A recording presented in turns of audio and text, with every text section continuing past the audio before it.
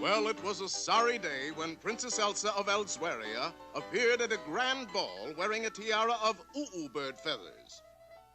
She's beautiful. You kidding, Fritz? She's got a face only a mother could love. And heaven knows I find it difficult. However, the bird feathers had a very strange effect. For to all the males present, Princess Elsa suddenly appeared to look like a movie star. It's Liz. It's Debbie. It's Zsa. It's Lassie. Yes, this was indeed a sorry day. You kidding? I should always be so sad. But of course, every other woman at the ball was soon demanding a tiara of bird feathers. I must have one, Fritz, or I'll die. Is that a promise? But feathers make me gorgeous. Look. Ooh, you're regular Ingrid Fingerman. Buy it. Buy it. Yes, the demand was so great that the price of bird feathers skyrocketed. And so, far away in Africa, there was a stampede of hunters to the nesting grounds of the bird. In spite of no poaching signs, these savage Nimrods netted the dull-witted birds and mercilessly tweaked out their tail feathers one by one. Ooh. Ooh, ooh. Which, of course, explains how the bird got its name. Ooh, ooh, ooh, ooh, ooh, ooh, ooh. Not only was it painful, but without their tail feathers, the birds found it difficult to fly. Well, it didn't take long for the news to get to that protector of the innocent, defender of the weak, and all-around good guy, George of the Jungle.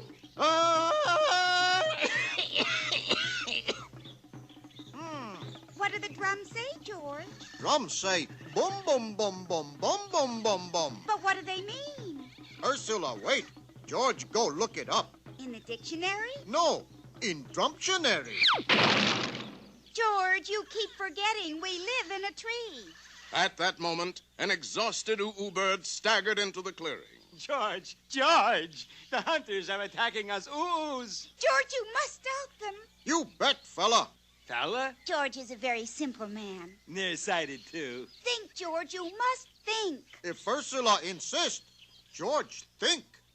Well, of course, that was a long, slow process. Cry-yi. He's been sitting there for 3 days. You sure he's not dead? Oh, no, he's thinking all right.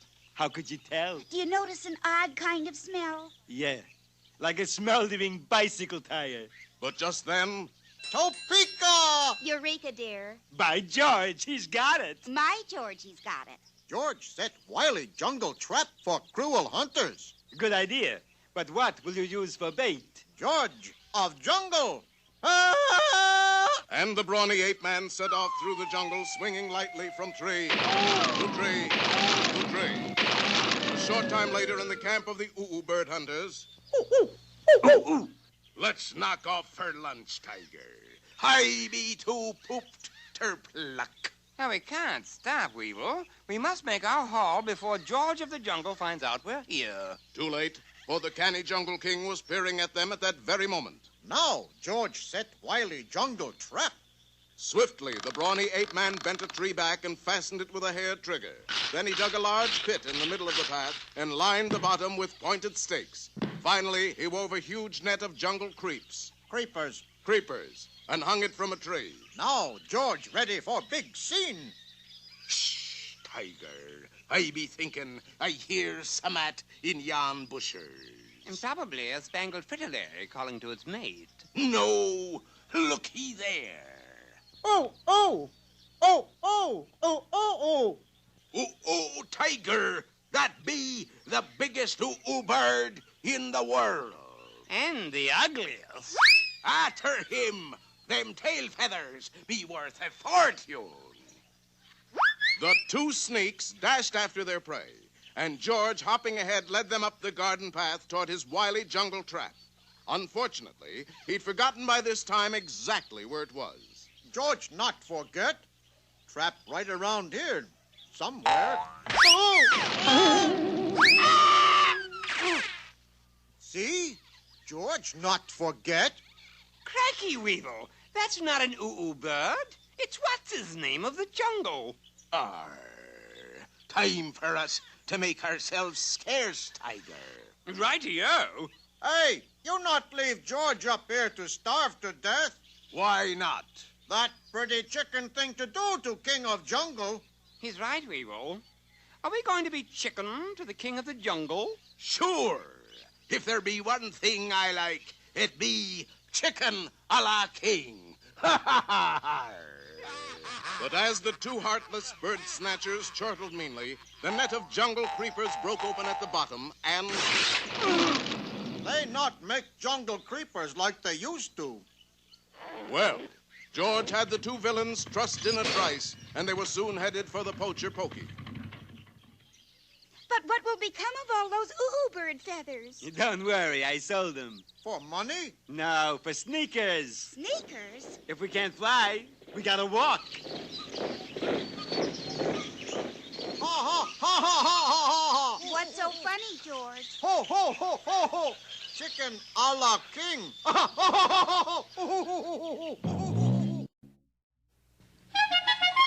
When you find yourself in danger, when you're threatened by a stranger, when it looks like you will take a licking, there is someone waiting who will hurry up and rescue you. Just call for Super Chicken. Fred, if you're afraid, you'll have to overlook it. Besides, you knew the job was dangerous when you took it.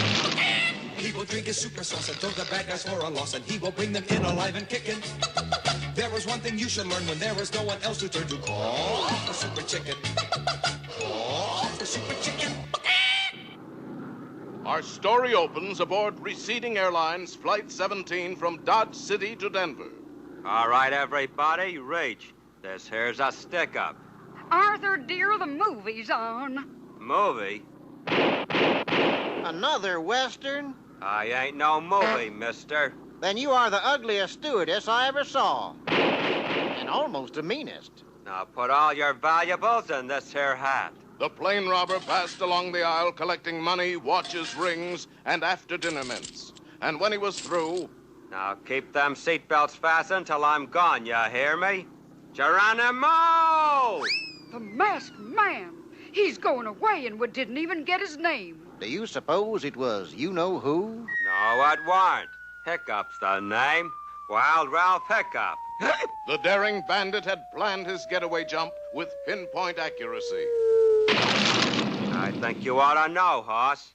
I don't take kindly to that. On flight after flight, Wild Ralph Hiccup struck again. Sit still or I'm gonna shoot somebody. Maybe me. Geronimo! One of these days, hoss, you and me's gonna have a little talk. News of the robberies finally reached Miami, vacation playground of Henry Cabot Henhouse III, better known as Super Chicken. Look at this, Super Chicken. Please, Fred, when I'm not on the sauce, call me Henry. Mr. Henhouse. Mr. Henhouse? Boy, you sure know how to hurt a guy. You knew the job was dangerous when you took it, Fred. Wild Ralph Hiccup is robbing planes again. This looks like a job for... Mr. Henhouse. Fred. Oh, all right. For Super Chicken. Right. You get the sand pail and the rubber ducky, and I'll change in the cabana. Here's the super sauce. What's the matter? Got sand in it, Fred, and... The super sauce took effect, and the mild-mannered fowl was changed into Super Chicken. Come on, Fred. We've got to catch a plane. Roger Wilcox. Disguised as Super Chicken and Fred, Super Chicken and Fred flew back and forth from Miami to Cedar Rapids for 4 straight days. And I've got enough tickets for 26 more trips, too. How come we're clear back in the economy section, Super Chicken? Just be glad we have seats, Fred. How come? Did you ever try to book space for a chicken and a lion? Then at that moment... All right, folksies. Just put your valuables in the hat. I wonder why. Probably for safekeeping, Fred. They can't be too careful with all those robberies going on. Now, don't nobody follow me or I'm gonna shoot. Or my name ain't Wild Ralph Hiccup. Wild Ralph Hiccup? We've been robbed. Don't make a scene, Fred. Things are embarrassing enough. After him. Better give up, Ralph. We've got you cornered. Super Chicken. You'll never get me. Stop that. Somebody could get hurt. Which reminds me, how do we keep from getting hurt when we hit the ground? Well, I used my super brain, Fred. Yes? I brought a parachute. Just one? You knew the job was dangerous when you took it. I know. I thought you were going to speak to him about that. He's getting away. No, he's not. Get on my back, Fred. There's not a horse alive that can outrun Super Chicken. Whoa, now, easy, big fella. Well, what are you waiting for? You're supposed to say giddy up. Sorry, giddy up. And the mighty chicken streaked across the plains. Hi-yo, chicken! Away! We can corner him on the cliff. Sure enough, Wild Ralph Hiccup was trapped at the edge of Breakneck Cliff. Super Chicken, why didn't you stop? You didn't say whoa. All right. Whoa, whoa. It's a little late now, Fred. Quickly picking up the trail again, Super Chicken tracked Wild Ralph Hiccup to the little western town of Soapwater. The chicken says he'll meet you in the street at high noon. Well, then he's a goner because I'm the fastest gun in the West. No kidding. I'll show you. Just keep your eye on this coin. Ooh! Let that be a lesson to you. Never trust a man who throws money around. It was now high noon, and the fastest gun in the West went out to meet the fastest chicken in Pittsburgh. Tension filled the air like peanut brittle. Then Wild Ralph made his play. I'll tell you what. I'll flip a coin to see who draws first. No, let me flip Fred instead. And while the amazed bandit watched Fred flip, Super Chicken drew back his super fist. Heads. I win. Wild Ralph was knocked across the street and into a handy jail cell. But Super Chicken, I didn't even see you hit him. That was my super punch, Fred. It travels too fast for the eye to follow. Took you by surprise, didn't it, Ralph? Surprise? You could have knocked me down with a feather. I did. And now we go home, right, Cassius? Super Chicken? No, Fred. I still have 26 more tickets from Miami to Cedar Rapids. We can't let them go to waste. Oh, boy. Once again, the nation's airways have been made safe for democracy. So when you hear that cry in the sky, you'll know Super Chicken has 3 more trips to go.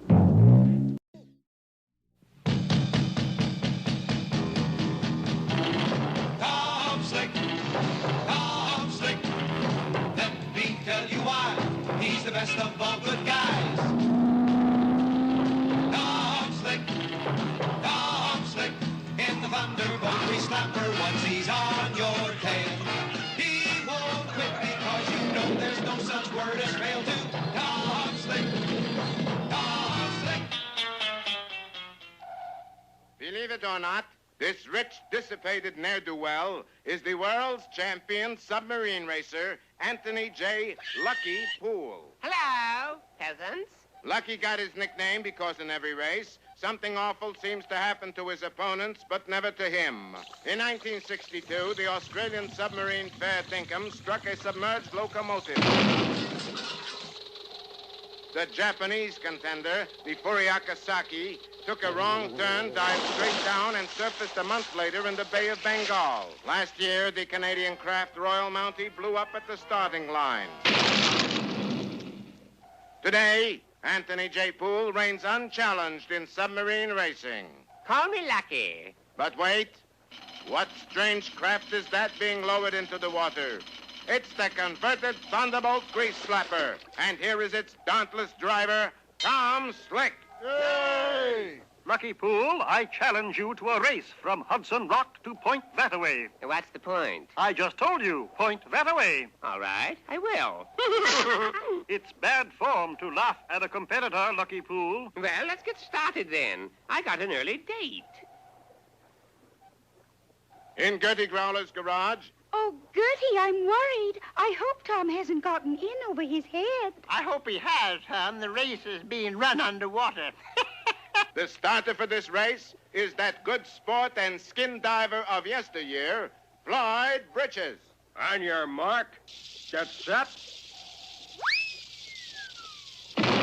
Uh-oh, Lucky Poole got a tremendous head start. The starter's gun appears to have missed fire. Funny, I always use a water pistol. See? Lucky Poole, scuba tube depth bomber, has a commanding lead. But here, coming up fast on the underside, is Tom Slick and the Thunderbolt Grease Slapper. Yay! Lucky, Tom Slick just passed us. We're in last place. Correction, Brenda. We're in second place. But there's only 2 subs in the race. Ergo, we are in second place. I'd better rub my rabbit's foot. That wasn't an ordinary rabbit's foot, but a cleverly designed electronic device which sent a signal far ahead to the mysterious underwater city of Drown Town. Drown Town was a modern metropolis under the waves and the hideout of Lucky Pool's underwater accomplices, Sonia Nar and her Aquanuts. Look, my little Aquanuts. There's Lucky's signal. Yes, Miss Nar. Time to fix another submarine race. Yes, Miss Nar. Activate the sub-snapper. Yes, Miss Nar.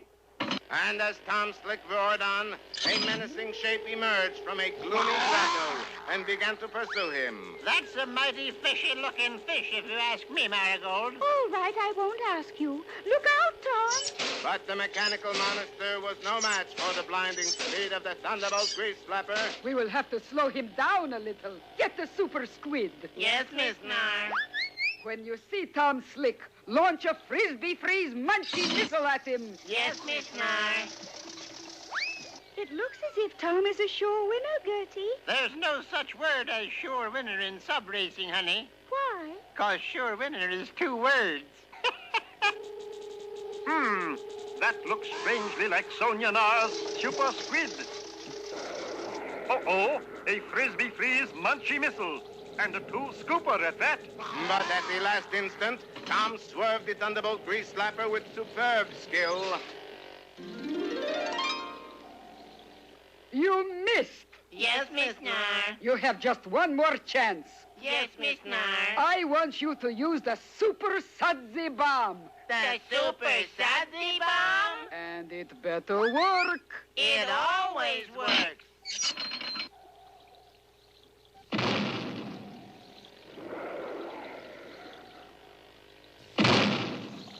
Oh, Tom is in trouble with all of those suds. If you ask me, I'd say he was all washed up. All right, I won't ask you. It's no soap. I can't control the Thunderbolt. Oh, Lucky, we're in first place and Tom Slick is second. No, Brenda. He's last. I've only got one chance to break loose from these bubbles. I've got to crash dive. Here goes. Now to see if I can pull her out of it in time. Pull out, Tom. Pull out. She's not answering the rudder controls. To think that Tom Slick would meet his end in some low dive. You've won. You've won. Just lucky, I guess. Then, at the last second...